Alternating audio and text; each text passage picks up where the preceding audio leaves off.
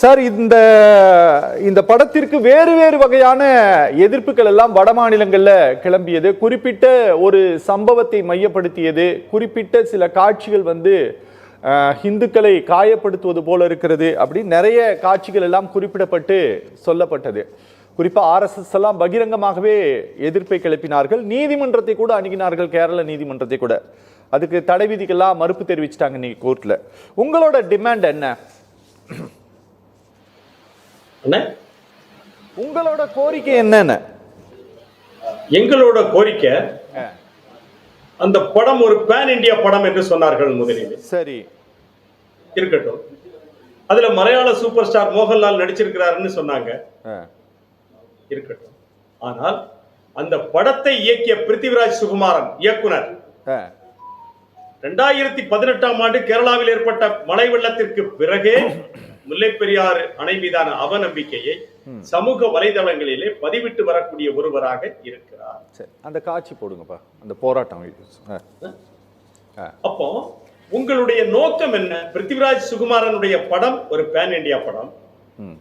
அது சர்வதேச போதைப் பொருள் நடமாட்டத்தை பற்றி பேசுகிறது, கேரளாவில் இருக்கக்கூடிய காடுகளை பற்றி பேசுகிறது, பழங்குடி மக்களை பற்றி பேசுகிறது, உங்களுடைய மாவோயிசத்தை பற்றி பேசுகிறது. அந்த 2002ஆம் ஆண்டு நாட்டில் நடந்த ஒரு மிகப்பெரிய கலவரத்தை சித்தரிக்கக்கூடிய காட்சிகள் அந்த படத்திலே இருக்கிறது. எல்லாம் பண்ணிட்டு கடைசியில இது ஏன் ஊரு, யார் சொல்றா? மஞ்சு வாரியர். இது இந்த நெடும்பள்ளி என்னோட ஊரு. ராஜ விசுவாசத்திற்காக திருவிதாங்கூர் மகாராஜா பிரிட்டிஷ்காரனுக்கு என்ன செஞ்சாங்க? 999 வருஷம் எழுதி கொடுத்த அந்த ஆபத்து இன்னும் எங்களை விட்டு போகல. ஓகே, இது வசனம் இந்த படத்துல. ஒரு பேன் இந்தியா மூவி தமிழ்ல வெளியிடணும் படத்தை. அப்படி இருக்கக்கூடிய நிலையில நீங்க முல்லை பெரியாறு அணை குறித்த விஷயத்தை படத்துல வைத்திருக்கிறீங்க. அண்ணன் முதல்ல சொன்னீங்க, கேரளத்துல வலதுசாரிகள் எதிர்ப்பு தெரிவித்ததும் 23 இடத்துல எடிட் பண்ணாங்க, கட் பண்ணி இருக்கிறாங்க. 24 இடம். 24 இடம். முதல்ல 17 தான் சொன்னாங்க, அப்புறம் 24 ஆயிடுச்சு. ஆனால் முல்லை பெரியாறு அணை குறித்த காட்சிகளை நீக்க வாய்ப்பு இல்லை அப்படின்னு நீங்களே ஒரு முடிவுக்கு வந்துட்டீங்க. காரணம், இந்த தமிழ் சமூகம் அதை பெரிதாக எடுத்துக்கொள்ளாது என்கிற ஒரு நம்பிக்கை. ஆனால் இன்றைக்கு நாங்க எங்க கை வச்சிருக்கிறோம்? படத்தின் மீது கை வைக்கவில்லை. படத்தை தயாரித்த one of the producer Gokulam Gopalan, அவர் தான் எங்களுடைய இலக்கு.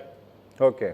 இந்த கோகுலம் கோபாலன் 1968ஆம் ஆண்டு சென்னையில மயிலாப்பூர்ல ஒரு சிட்பண்டை தொடங்குறார். அந்த சிட்பண்டோட பேரு கோகுலம் சிட்பண்ட். ஓகே.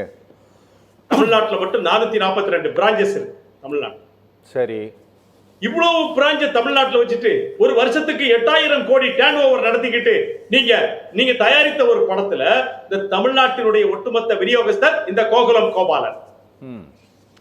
இவர் என்ன செய்தாரு? அந்த படத்துல மற்ற காட்சிகளுக்கெல்லாம் மோகன்லாலை விட்டு மன்னிப்பு கேட்க சொல்லக்கூடிய இந்த கோகுலம் கோபாலன் முல்லை பெரியாறு குறித்த காட்சிகளுக்கு மன்னிப்பு கேட்கலன்னு சொல்லி கேட்டா, நாங்க படம் ஓடக்கூடிய தியேட்டரை முற்றுகிட போறது இல்ல. ஏன்னா அது இங்க எங்கேயுமே ஆளே இல்லை படம் பார்க்கிறோம். நேற்றுக்கு எங்க தென்காசியில ஒரு தியேட்டர்ல நாங்க போய் பார்த்தோம். மொத்தத்துல ஒரு 18 பேர் உட்கார்ந்துருந்தோம். அதுதான் அந்த படம் இங்க ஓடக்கூடிய லட்சணம். ஆனால் படத்தை தயாரித்த கோகுலம் கோபாலனுடைய அந்த கோகுலம் சிட்பண்ட் தமிழகத்திலே ஓடுவதற்கான தடை இன்னைக்கு பெரிய அளவுக்கு அது வந்திருக்குது. அண்ணன் வேலுமுருகன் அவர்கள், அண்ணன் சீமான் அவர்கள் எல்லாம் இந்த படத்திற்கு எதிராக அறிக்கையை கொடுத்து களத்திற்கு வந்திருக்கிறார்கள் எங்கள். அதனால கோகுலம் கோபாலன் என்ன செய்யணும்? தன்னுடைய அந்த நிறுவனங்கள் முறையாக நடக்க வேண்டும், ஒழுங்காக இது மிரட்டல் இல்ல. இது கன்னடத்திலே சல்வாலியா கட்சி சொல்லக்கூடிய அந்த செயலை போல அல்ல. இது எங்களுடைய உரிமை. முல்லை பெரியாறு அணை என்பது இவர்கள் நினைப்பது போல பகடி செய்ய வேண்டிய ஒரு அணை அல்ல.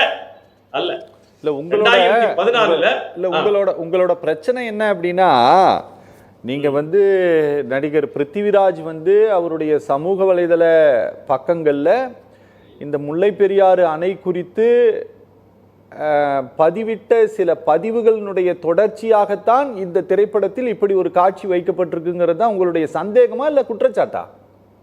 குற்றச்சாட்டு. சந்தேகம் எல்லாம் இல்ல. சந்தேகம் இருந்திருந்தா அதை வெளிப்படுத்த வேண்டிய அவசியம் இல்லை. இது குற்றச்சாட்டு. ஹேஷ்டேக் போட்டு ட்விட்டர்ல அவர் 2018 இருந்து பதிவிட்டுக் கொண்டே வருகிறார். சரி.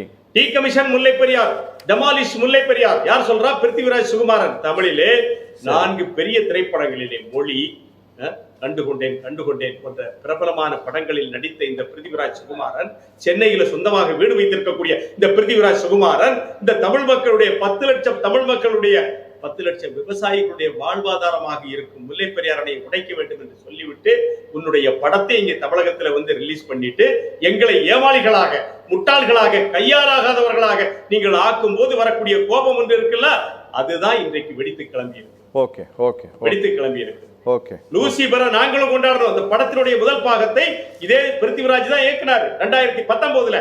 அந்த படத்தை நாங்கள் கொண்டாடினோம். ஆனால் இந்த படத்தை கொண்டாட முடியவில்லை. ஆனா கேரள முதல்வர் என்ன சொல்றாரு?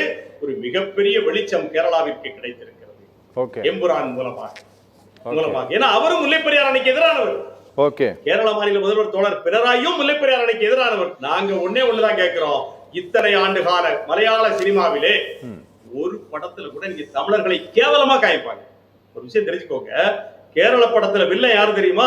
ஒன்று பொள்ளாச்சியில இருக்கக்கூடிய கவுண்டர் சமுதாயம், இல்லாட்டி எங்க தென்காசியில இருக்கக்கூடிய தேவர் சமுதாயம். இந்த மலையாள படத்துல எல்லாம் இவங்க தான் வில்லன். தெரிஞ்சுக்கோங்க நீங்க. மறுக்க முடியுமா? இந்த தமிழ் படத்துல எத்தனை கதாநாயகர்கள் கேரளாவில இருந்து நடிச்சுக்கிட்டு இருக்காங்க சொல்லுங்க. ஸ்டீபன் சார், இந்த தமிழ் திரையுலகத்துல பாதி பேர் மலையாளிகள். நாங்க கேட்கலையே. ஆனால் நீங்க என்ன செய்றீங்க? உங்களுடைய படத்தின் மூலமாக தமிழ் மக்கள் மீதான வன்மத்தை நீங்க தொடர்ந்து காட்டுவதோடு கடைசியில முல்லை பெரியார் அணையில வந்து நிக்கீங்க. இந்த எதிர்ப்பு பிரம்மாண்டமாக முன்பாக தமிழகம் முழுவதும் மறியல் நடக்கும் சார், நடக்கும். யாரும் மறுக்க முடியாது. பேசலாம் நம்ம.